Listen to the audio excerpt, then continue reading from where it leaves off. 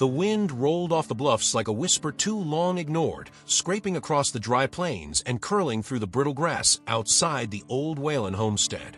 The air smelled of dust, cedar, and the iron tang of something unsettled. Caleb Riker hadn't expected anyone to come this far out since the rails stopped running through Avery Junction 5 years back.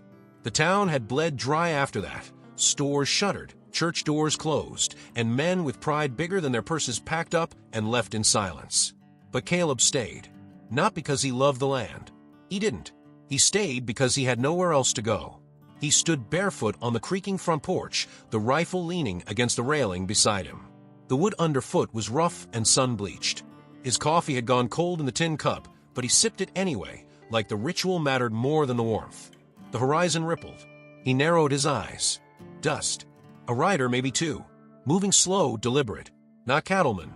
Not traders. Wrong time of year. Caleb felt his stomach knot, the old instinct still sharp even after all this time. He reached for the rifle and waited. By the time the figures came into view, the sun had dipped enough to cast them in silhouette, one adult, one smaller.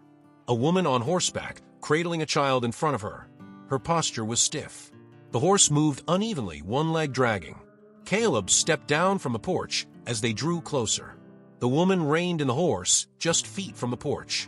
Dust clung to her skin like ash, her face smeared with sweat and grime. Her lips were cracked. The child in her arms, no older than 4, was unconscious, skin pallid and mouth slightly agape. Caleb didn't speak at first. He just looked at them, the way a man does when the shape of his future changes without warning. "Please," she rasped. "He's burning up." Caleb pointed to the cabin door with a nod. "Get inside." She dismounted with shaky limbs, clutching the boy tightly to her chest. Caleb opened the door ahead of her and led her into the dim interior. The cabin smelled of ash, horses, and faintly of tobacco. There were only 2 rooms, a small kitchen living space and a narrow bedroom with a cot. Caleb pointed toward the cot. She laid the child down gently, brushing damp hair from his forehead. "He's got fever," she said. "Hasn't eaten since yesterday morning." Caleb felt the boy's forehead. Skin hot and dry. He didn't ask questions, not yet. He fetched a tin basin, poured cool water, and began cutting strips from an old shirt. The woman hovered beside the bed, watching with a wariness born from too many bad nights and not enough mercy. "What's his name?" Caleb asked. "Ronan," she whispered. "Mine's June. June Marrow." He nodded, handed her a damp cloth. "Keep this on his chest. Don't let it dry." She did as instructed, her hands trembling slightly. Outside, the sun sank fully, bathing the plains in deep orange before fading into indigo. Caleb lit a lantern, its glow throwing their shadows onto the walls like ghosts returning from long exile. The boy moaned softly in his sleep. "Where you from?" Caleb asked, breaking the silence. June didn't look up. "South Fork of the Anvil Ridge. We had a homestead. My husband, he's gone."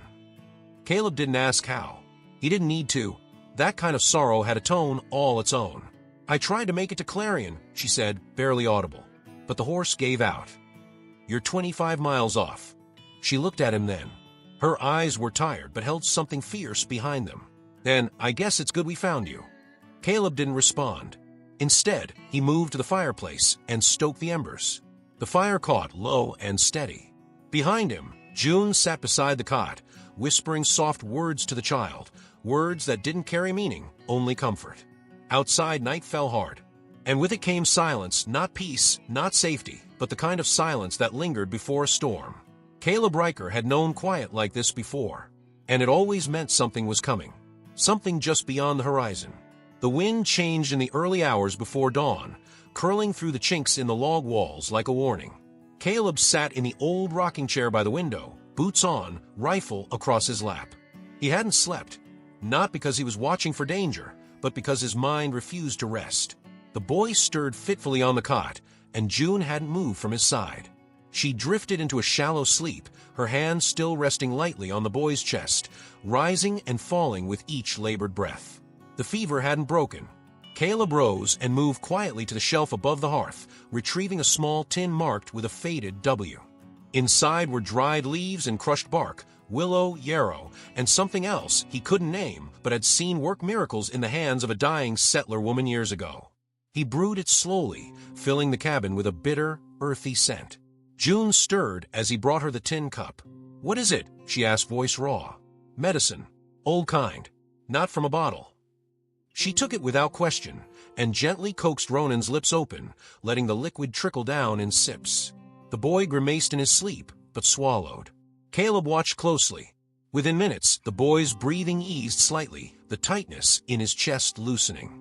A sheen of sweat began to glisten on his brow. "That's good," Caleb muttered. "Means it's turning." June let out a slow breath and leaned back against the wall, as if the moment's relief stole what little strength she had left. Her eyes closed again, not from peace, but sheer exhaustion. Caleb stepped outside into the cold air, letting the wind bite at his skin. The stars were bright tonight, too bright. The kind of bright that made the prairie feel too open, too exposed. He scanned the horizon by instinct. No movement, but he still felt it, something wrong in the bones of the land. He crouched beside the porch and ran a hand along the horse's leg. The animal was limping badly now, a dark swelling below the knee. "You ain't going nowhere anytime soon," he whispered. The prairie was quiet in that particular kind of way Caleb had learned to distrust. No crickets, no coyotes, just the steady breathing of a land holding its breath. He went back inside. June was still awake. "You said your husband's gone," he said. "How?" She opened her eyes slowly. "Raiders. 3 men. Came through a week ago. Took what they wanted. Burned what they didn't. One wore a Union coat, but he didn't speak like no soldier." Caleb's jaw tightened. "You follow him?" "No," she said. "Buried my husband. Took the boy. Rode east. Didn't look back." He nodded once. "Smart." "No," she said. "Desperate." They fell into silence again. Caleb returned to the chair and stared at the fire. He could feel June watching him now, the way someone watches a stranger in whose house they've been forced to seek shelter. Not fear, not trust, just calculation. "You live out here alone?" she asked finally. "Most days. No wife. Family. Had a brother once. Got himself shot in a card game over a lie and a bottle." She didn't ask more, and Caleb was grateful. The fire crackled softly, throwing light across the worn wooden floor. Caleb shifted in his chair, rifle still across his lap. "You'll need to stay a while," he said. "Boy ain't traveling far for days. Horse is near lame, too." June nodded. "I figured. You got people? Anyone who'd come looking?" Her eyes darkened. "Not anymore." He studied her a moment. "Then you stay here. Until the boy's strong."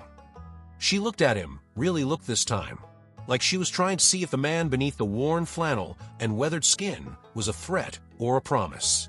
And whatever she saw, it made her say, "Thank you."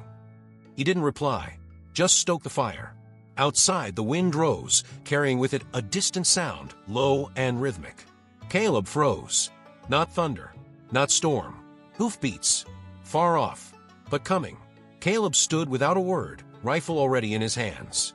He moved to the window and pressed his shoulder to the edge of the frame, eyes scanning the horizon.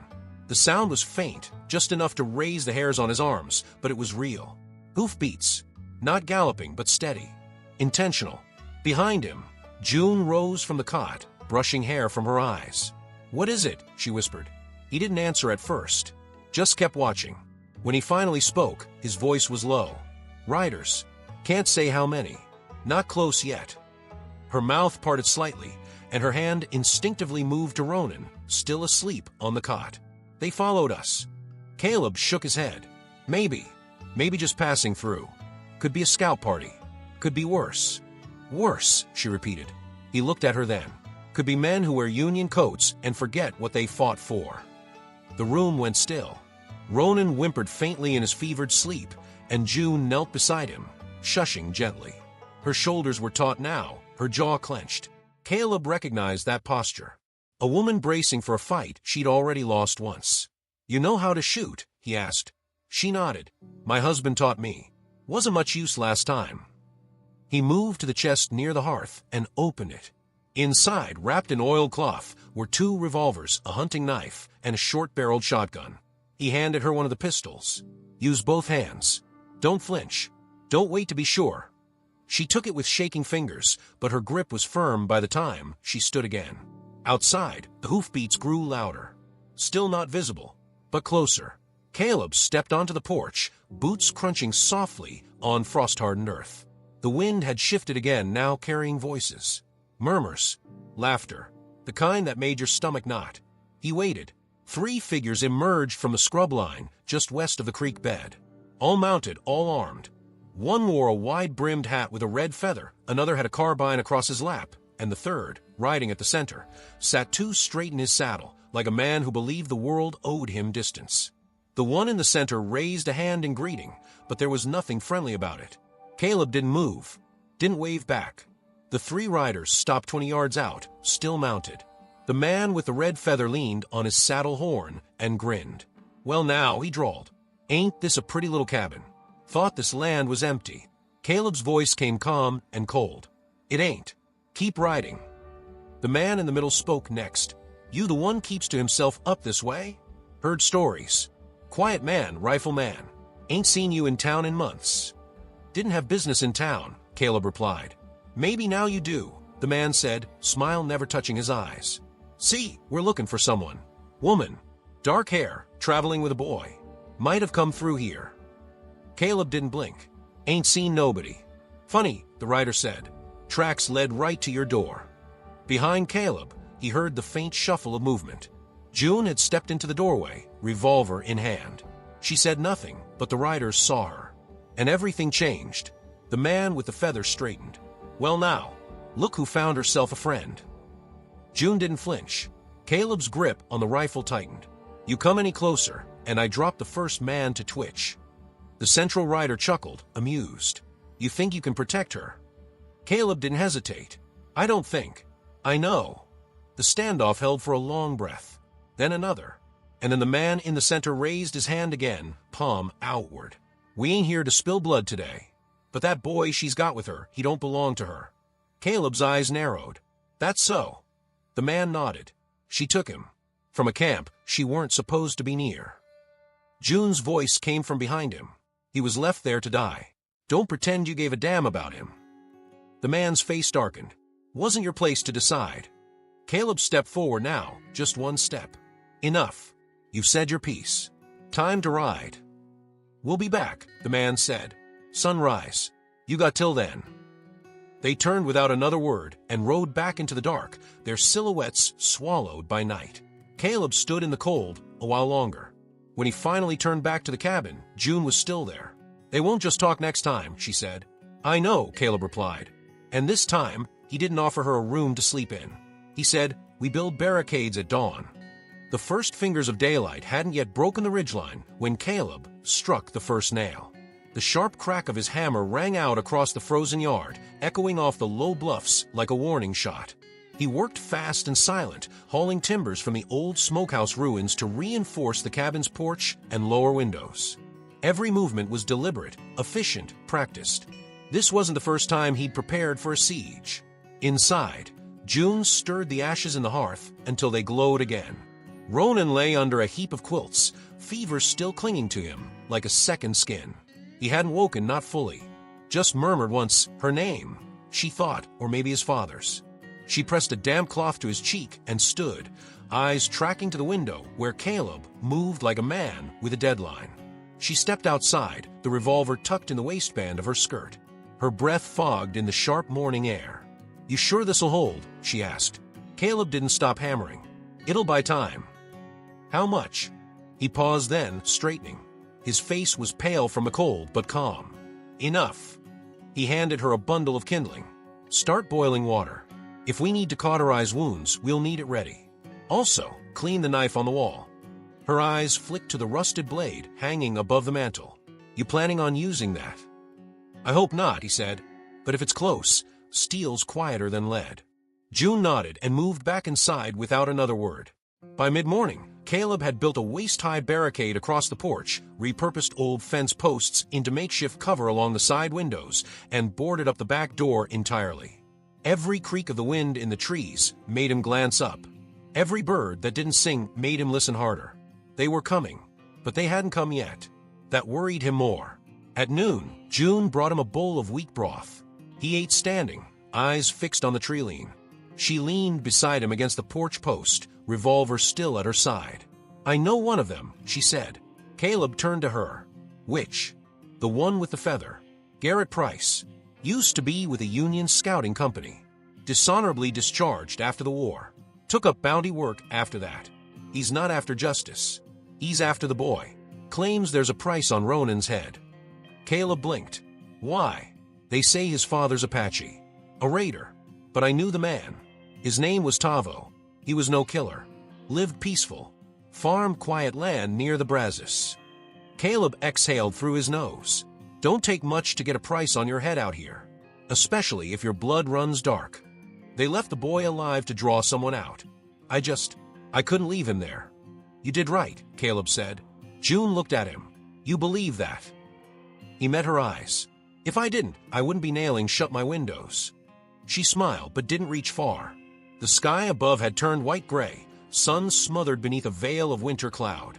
The wind carried cold now, not biting but waiting.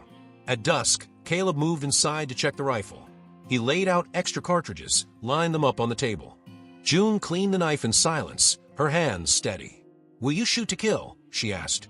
If I fire, he said, it won't be to wound.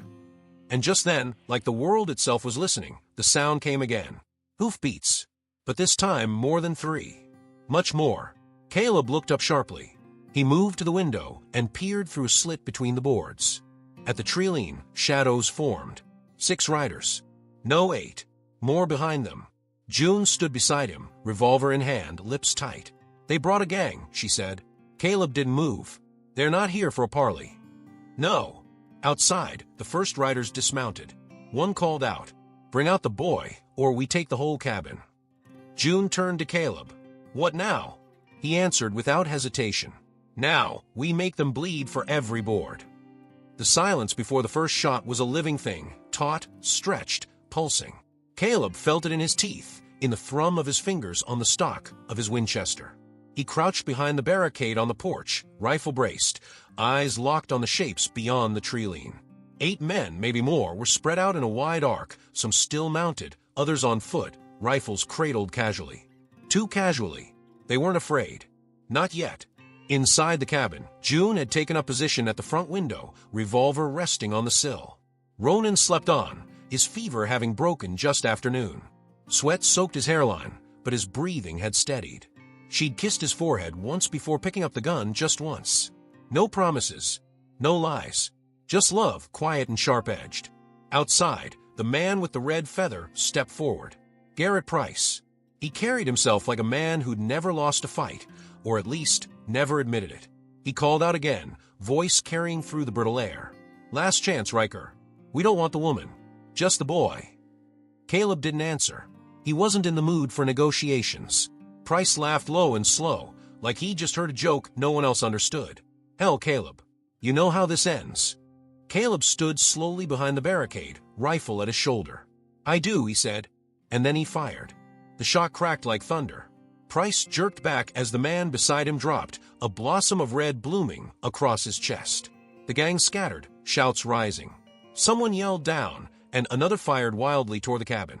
The battle began. Bullets bit into the wooden barricade, into the porch beams, into the walls. Wood splintered and dust danced in the air.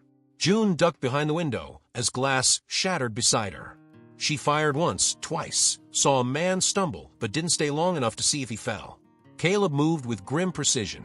Load, fire, duck, reload. He counted each shot by rhythm, not number. The rifle bucked in his hands, but his eyes stayed cold. Trained. Focused. These weren't the first men he'd killed, and they wouldn't be the last. A bullet tore through the porch rail beside his leg. Another clipped the lantern hanging from a rafter. It shattered in flame and oil, but June was already there, smothering it with a wool coat before it could spread. They're trying to flank, she called. Caleb nodded once. Watch the north side. There's a path by the fence line. She was already moving. 2 men came through the tall grass near the well.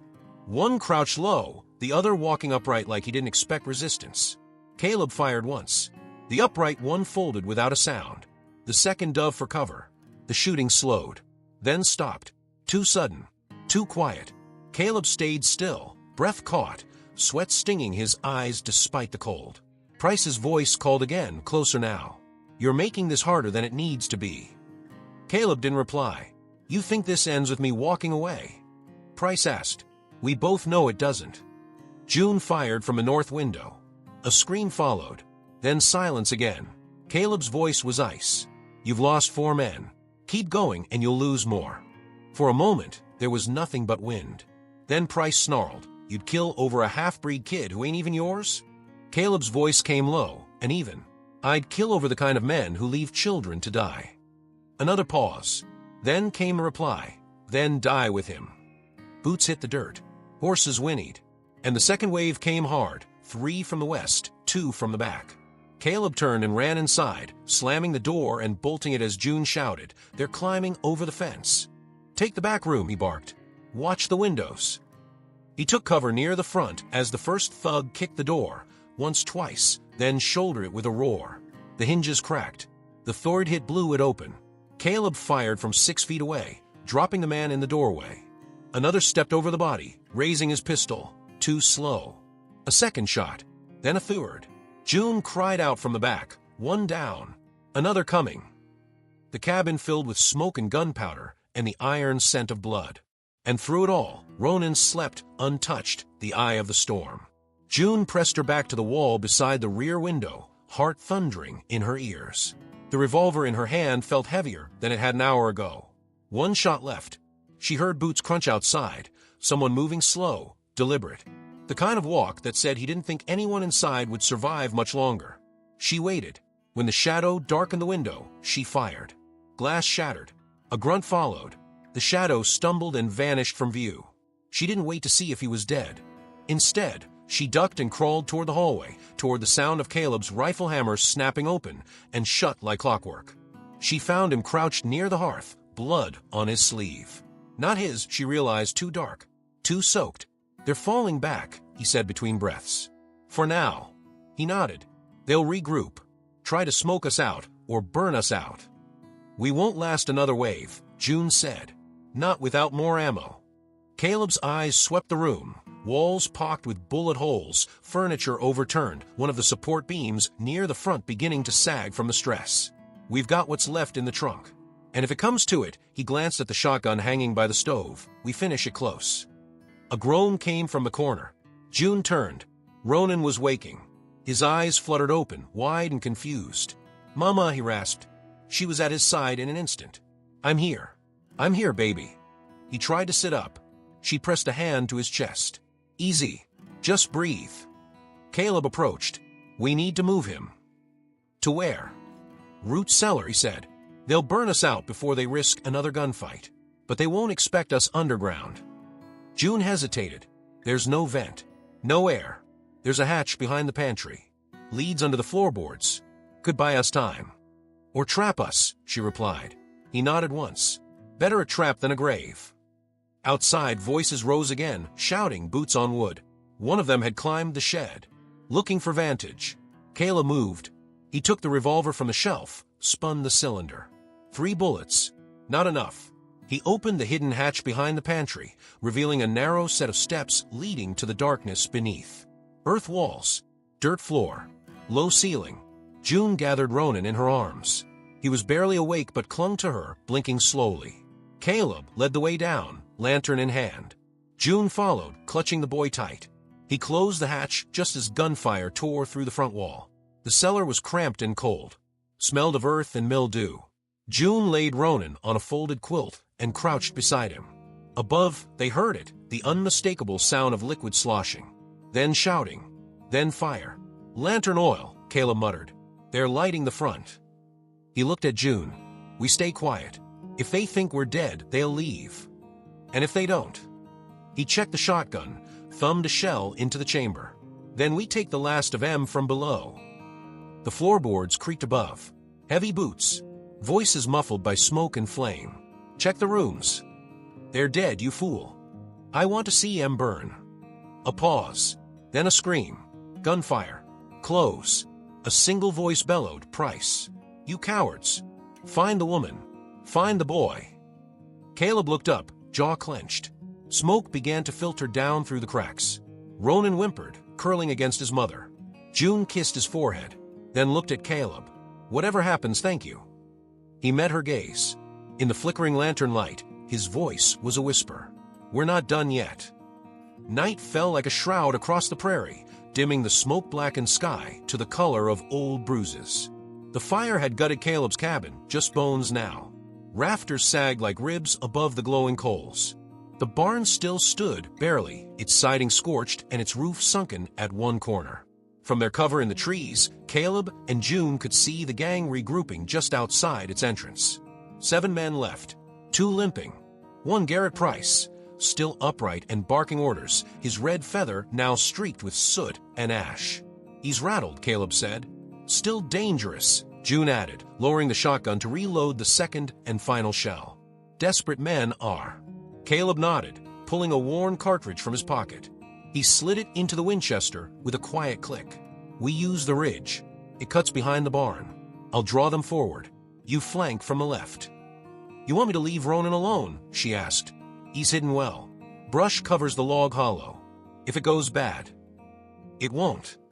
They looked at each other. No smile, no sentiment, just shared certainty forged in fire and blood. Then they moved. Caleb crept through the dry grass like a ghost, rifle tight to his shoulder, every step deliberate. He circled the ridge, keeping low as he approached the barn's north side. The smell of charred pine and old manure hung thick in the air. Price was standing in the center of the group, pacing. "They ain't far," he growled. "Riker knows this land. He'll be waiting. We smoke him out if we have to. Burn the barn if we need." A man beside him shifted nervously. What if they went east? Price turned and backhanded him hard enough to drop him to a knee. "You scared, Davis?" "Huh. We've lost 4 good men for a woman and a fevered brat. You want to go home empty?" "No, sir," Davis muttered, wiping blood from his mouth. Price turned back, eyes scanning the dark. That's when Caleb struck. One shot. Clean. The lookout by the barn door dropped like a sack of stones. The gang scattered, panic seizing them before thought could. "Ambush!" someone shouted. Price spun, eyes wide. "He's behind the barn."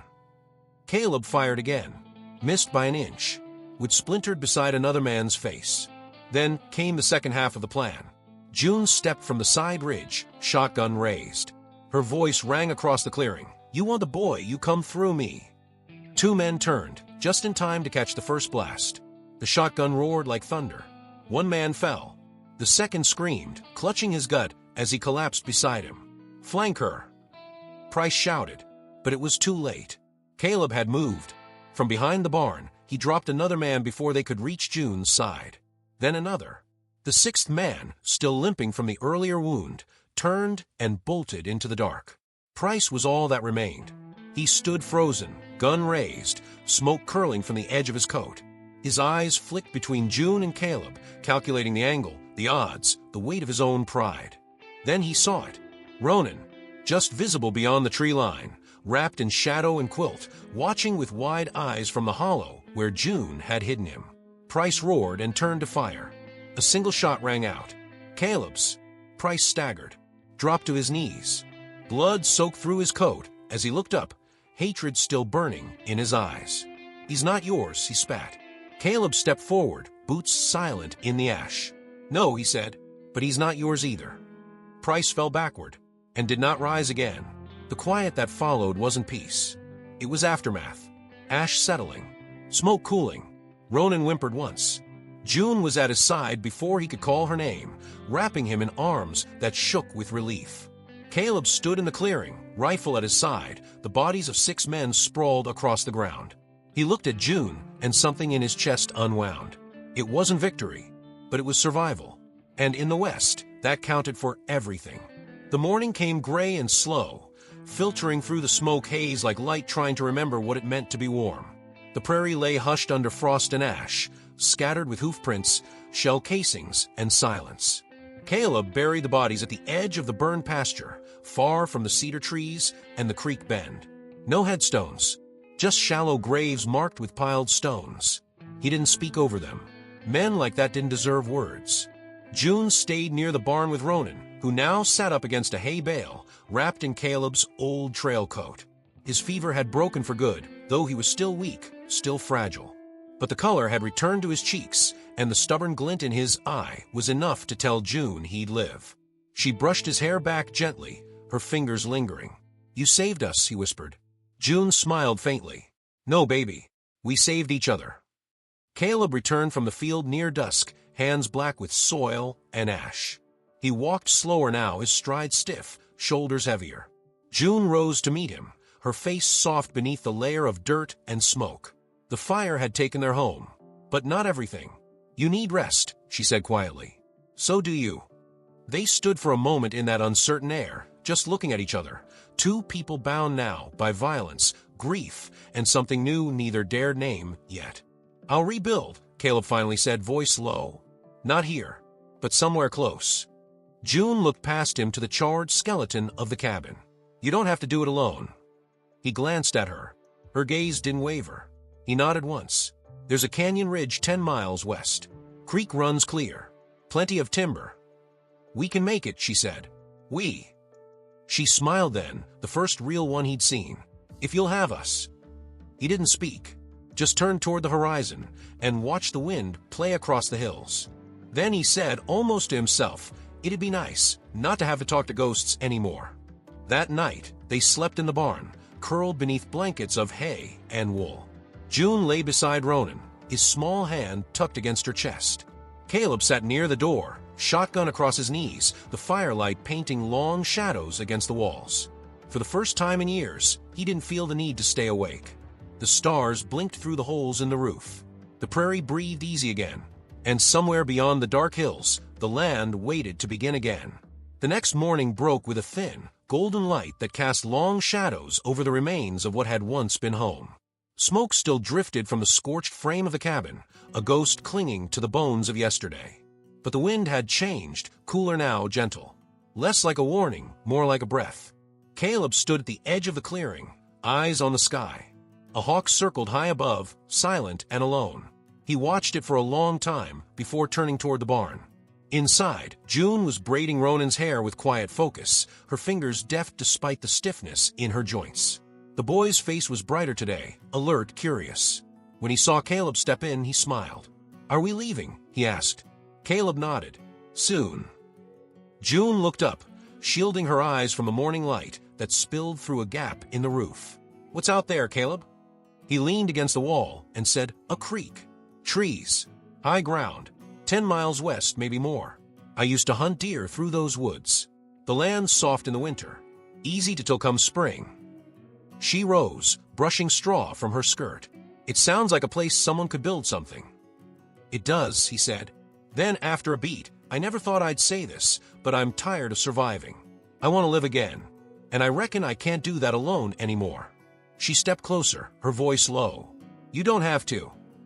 They packed what little remained, a cracked kettle, a rusted hatchet, a handful of dried beans, Caleb's rifle, and the revolver June now wore comfortably at her hip. She wrapped Ronan in the coat once more and lifted him to Caleb's saddle. Caleb helped her mount behind the boy, then swung up on his mare. The prairie stretched before them, vast and open, the scars of battle and fire slowly fading beneath a sky turning blue. They rode slow, careful, but not afraid. At midday, they stopped near the creek Caleb remembered. The water still ran clear over smooth stones, whispering secrets to the grass lining its banks.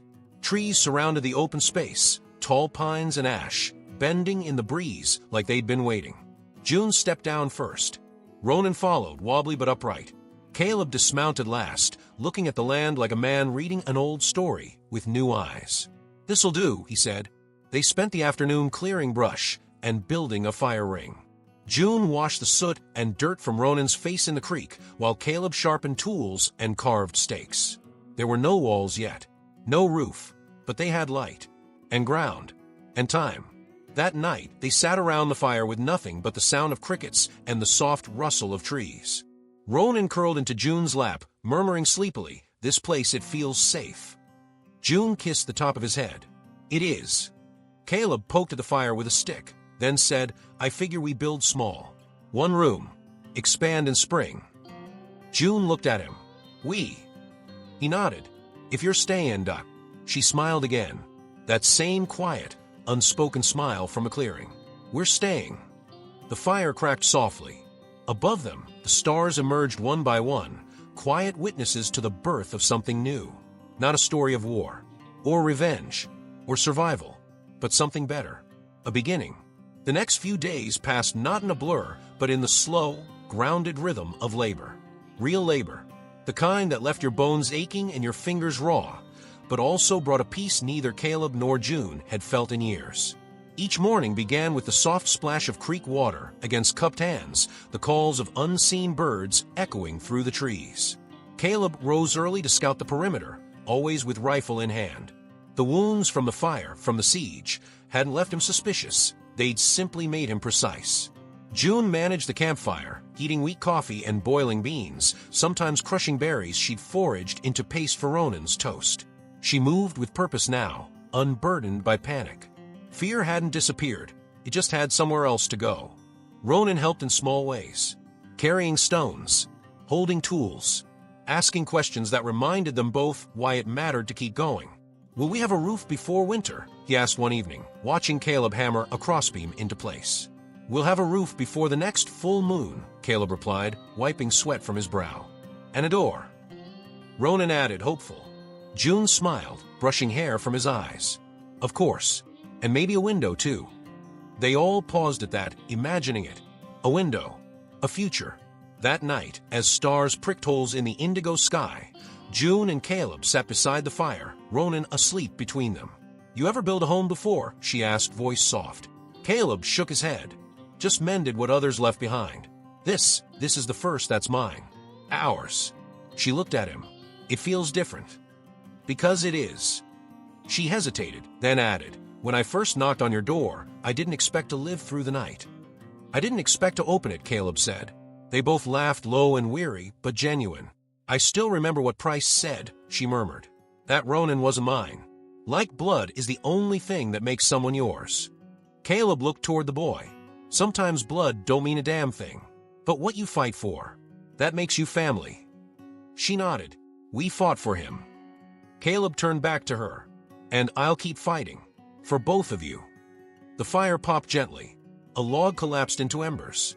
Caleb reached out then, not urgently, not nervously, just real, and took her hand. She didn't flinch, didn't speak, just held on. The next morning brought fog over the creek, soft and silver. They awoke wrapped in wool and straw, fingers entwined, breath rising in visible wisps. Caleb rose first, stepping into the mist with rifle slung and flannel collar high. June followed soon after, stoking the fire and brushing stray hay from her braid. Ronan still slept, curled beneath the trail coat. As she stirred coffee in the tin pot, June asked, "You think we're safe now?" Caleb didn't answer right away. He looked out across the clearing, the start of walls rising from the earth, the tree line watching in silence, the promise of snow still a few weeks off. "We're safer than we were," he finally said. "And that's enough for now." But far beyond the creek, in a different county, in a different saloon, a bounty poster changed hands. A name was whispered. Not Ronan's, not June's, but Caleb Riker's. And the man who took that paper tucked it into his coat and smiled with teeth too white to trust. The man rode alone. His horse was coal-black, dusted with red dirt from 3 counties over. A scar curved across his jaw like a smirk carved too deep, and his coat, long, dark, lined in oiled hide, whispered with every movement. On his hip hung a Colt .44, polished but not pretty. Efficient. Familiar. He wasn't fast, but he didn't need to be. His name was Flint Mercer, and his reputation had ridden into town's days before he did, like the smoke before a wildfire. He didn't chase criminals. He hunted stories.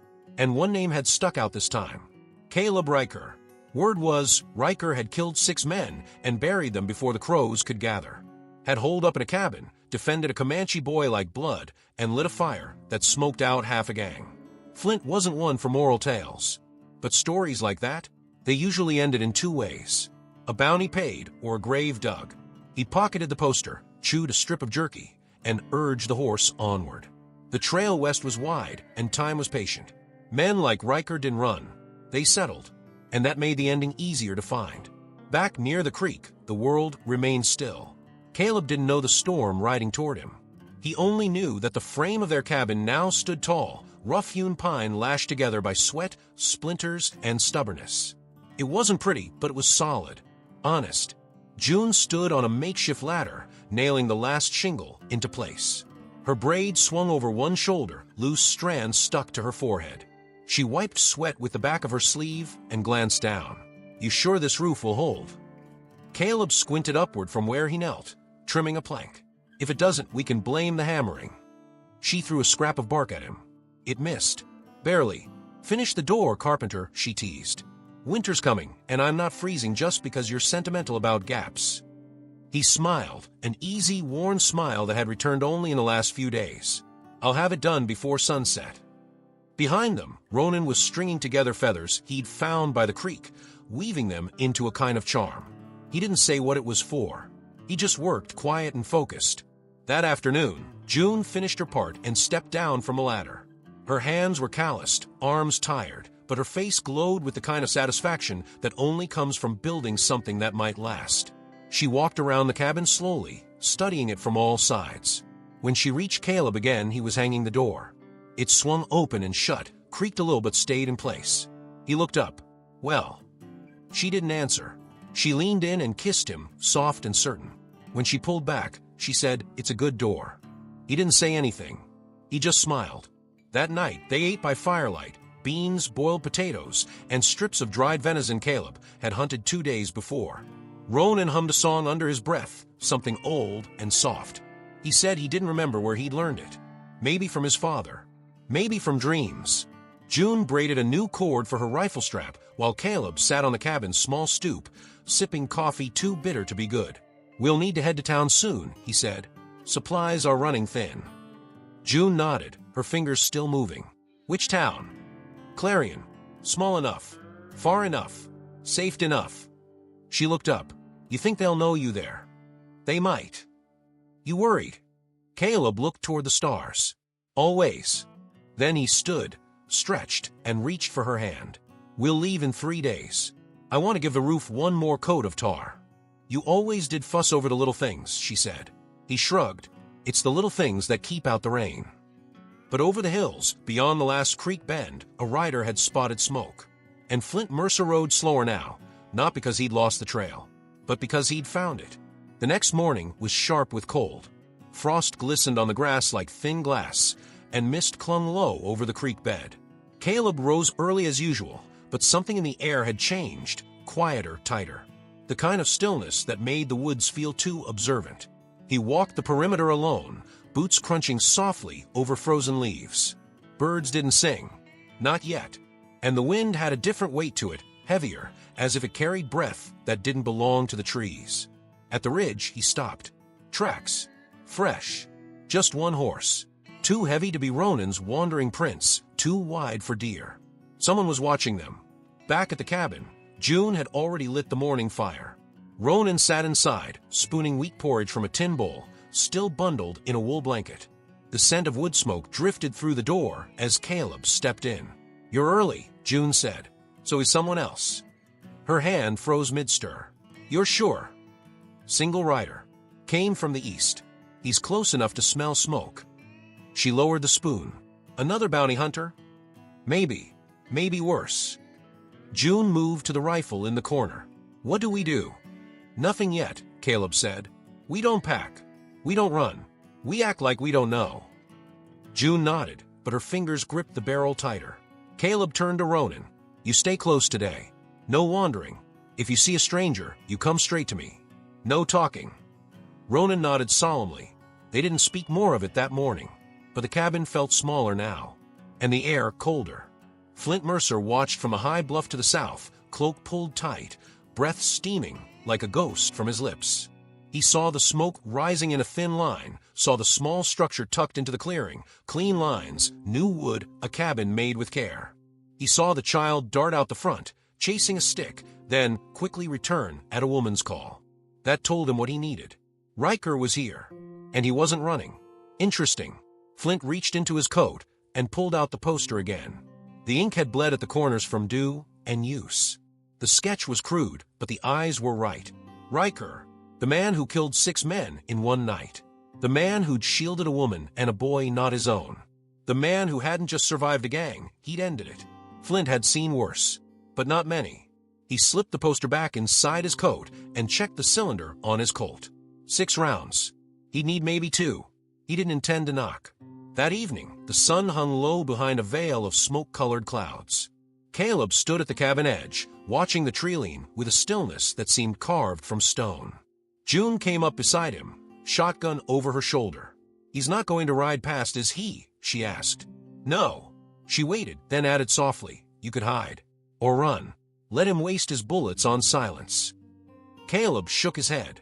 "That ain't who I am." She studied him for a long moment, then quietly said, "Then I'll stand beside you." He turned to her, jaw clenched, but eyes soft. "Not this time." "I didn't ask." They looked at each other in that golden light, two shadows bound by something stronger than fear. Then Ronan stepped onto the porch behind them, holding the feather charm he'd made. He held it out to Caleb. "What's this?" Caleb asked. "It's for luck," the boy said. "And for truth." Caleb took it with calloused fingers and nodded. "Then we'll hang it on the door." Far off, Flint Mercer mounted again. He'd seen enough. It was time. Time to collect the truth and the bounty. One bullet at a time. The hoofbeats grew louder, steady, deliberate. Not the frantic gallop of raiders or the stomping thunder of a posse, but the cold rhythm of a man who knew he wouldn't need help to do what he came to do. Caleb recognized the sound long before he saw the rider. "He's alone," he muttered, eyes narrowed. June stood just behind him in the doorway, her revolver at her side, her other arm protectively wrapped around Ronan. That better or worse? Caleb didn't look back. If he's coming alone, he's either a fool or too good to need backup. They watched as the rider crested the far ridge, backlit by the rising sun like a figure from some old myth, coat long, horse black, his silhouette crisp and confident. He didn't veer off, didn't circle, just rode straight down the slope and toward the cabin, calm as a preacher on Sunday. Caleb stepped off the porch and onto the packed dirt. He waited. The man dismounted 20 yards out, tying his reins loosely to a broken fence post. Then he straightened, dusted his coat, and approached slowly, hands visible, thumbs hooked casually into his belt. "You Caleb Riker?" he asked. His voice was smooth, too smooth. A gambler's voice. A killer's. Caleb nodded. "Depends who's asking." "Name's Mercer. Flint Mercer." That name hit like a hammer. Caleb didn't react, but he felt June tense behind him. Mercer smiled faintly. "I reckon you've heard of me." "I've heard of snakes too," Caleb said. Mercer chuckled. "Fair. Truth is, I ain't here to spit threats or play games. I got a piece of paper in my coat, says there's a price on your head. Doesn't say why. Doesn't say who put it there. Just a name and a number. You always collect on rumors?" Caleb asked. Mercer's smile faded. "I collect on weight. And your name's heavy in these parts." They stared at each other a long moment. The breeze stirred the grass. Somewhere near the creek, a crow called once, then went quiet. Caleb finally said, "You plan to drag me in?" "I don't drag," Mercer replied. "I shoot, or you come quiet." "You see a wanted man?" Caleb asked.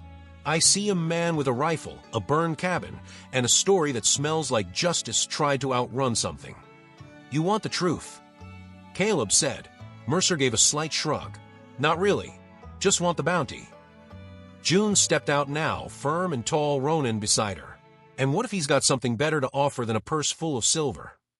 Mercer turned to her, eyebrows raised. "Like what?" She said simply, "A family. A home. A life worth protecting." Mercer looked at Ronan. The boy stared back, unblinking. Something shifted in Mercer's face. Not pity, not hesitation, just recognition. He'd seen this before, a man with blood on his hands standing in front of the one thing that made him human again. Mercer exhaled. "You killed 6 men in that firefight. Most don't walk away from that." "They weren't innocent," Caleb said, "and they weren't coming to talk." Mercer's fingers twitched near his holster, but not from impulse, just reflex. His eyes flicked to June again, then back to Caleb.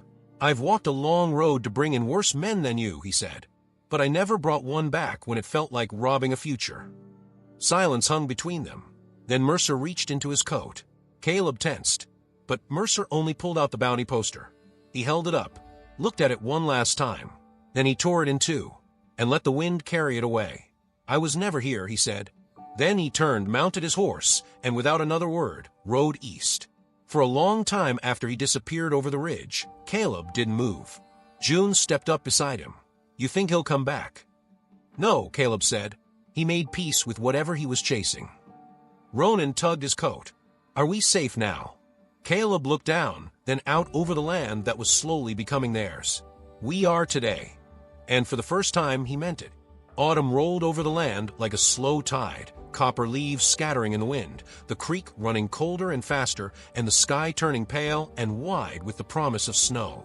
In the weeks after Flint Mercer vanished over the ridge, peace settled over the homestead like a blanket warmed by fire. They built, together. Caleb reinforced the walls with rough-sawn timber, adding a second room and a loft above for Ronan. June stitched curtains from old flour sacks and wove new straw mats for the floor. Every nail driven, every plank laid down, every ember tended. It all meant something now. Not just survival, but belonging. One afternoon, as the wind rustled through the pines and the scent of pine tar clung to the air, Ronan came running up from the creek with a bundle of firewood cradled in his arms. "Mama! Caleb!" he shouted, breathless with pride. "I caught a fish. A real one this time." They emerged from the cabin just as he dropped the wood with a thud and held up the small silver-scaled trout in triumph. June laughed, genuine and bright. "We'll fry it for supper then." Caleb grinned, crouching beside the boy. "You used the pole." "Nope," Ronan said proudly. "Snuck up on it. With my hands. Like a cougar." Caleb chuckled and ruffled his hair. "You'll do just fine out here." That evening, as the sun dipped behind the hills and bathed the world in orange and gold, the three of them sat around the fire. The trout cooked over open flame, hissing and crackling in the pan. Ronan sat close to June, chewing on a strip of bread while staring into the flames like he was trying to remember something just out of reach. After a while, he asked, "Do you think my father would have liked it here?" June froze for a moment. Then she said, soft and steady, he would have loved it. He always wanted a quiet place near water. He would have taught you how to track deer, how to read the stars. Caleb glanced at her, then at the boy. "He'd be proud of you," he added. Ronan nodded and leaned into his mother's side. They didn't talk much after that. They didn't need to. In the days that followed, the chill deepened. They sealed the gaps in the roof, chopped and stacked wood until the pile outside stood taller than Ronan. Caleb crafted a small stone chimney with clay mortar, while June dried herbs on a string across the rafters and lined the shelves with jars of canned berries, wild honey, and salted meat. They were ready for winter, as ready as anyone could be in the West. One early morning, snowflakes began to fall, slow and aimless, like ashes from a forgotten fire. June stepped onto the porch and looked out over the clearing, wrapped in a thick shawl.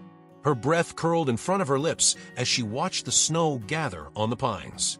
Behind her, Caleb came up and rested a hand on her shoulder. "This is your land now," he said. She looked at him. "Ours." He nodded, then added after a pause, "Never thought I'd live long enough to watch snow fall and feel glad to see it." She smiled. "You earned it."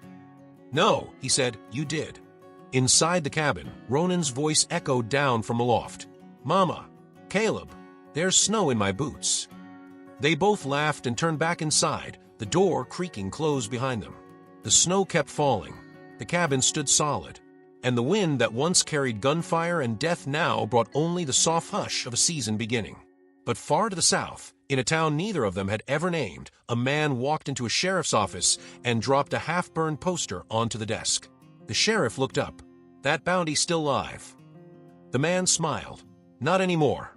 6 months later, spring. The snows had come and gone, leaving the land wet, rich, and blooming. Grass grew tall near the creek, and flowers opened along the hillside where the pine shadows fell. The cabin, once a skeleton of planks and prayers, now stood strong, window shutters painted, smoke curling warmly from the chimney, a small corral fenced by hand beside it. Ronan ran barefoot through the soft grass, chasing a wooden hoop with a stick, laughter echoing into the woods. He was taller now, stronger, and no longer afraid of shadows. June watched him from the porch, her sewing in her lap, her eyes calm. A woman who had lost much, but carried even more now, purpose, peace, love. Inside, Caleb placed the final carved piece above the hearth, etched into the wood with his own hand. Riker Homestead, EST in fire, forged in family. He stepped back, looked at the words, and felt something settle in his chest. Not grief, not guilt, but a kind of stillness that only comes when a man has nothing left to run from. He walked out onto the porch, sat beside June, and watched Ronan play. "You think he'll remember this?" he asked. June smiled. "Every bit of it. Even the bad." "Especially the bad," she said. "That's what'll teach him to be good." They sat in silence a while, sharing the same breath, the same wind. Then Caleb added, "I used to think I was meant to die, with a rifle in my hands." June reached for his fingers. "Now." He looked at her, at the boy, at the land that was no longer haunted. "Now I think I was meant to live." And somewhere far beyond the horizon, no one was hunting them. No one was coming. Just the sky, the earth, and time. And for the first time in a long, long while, that was enough.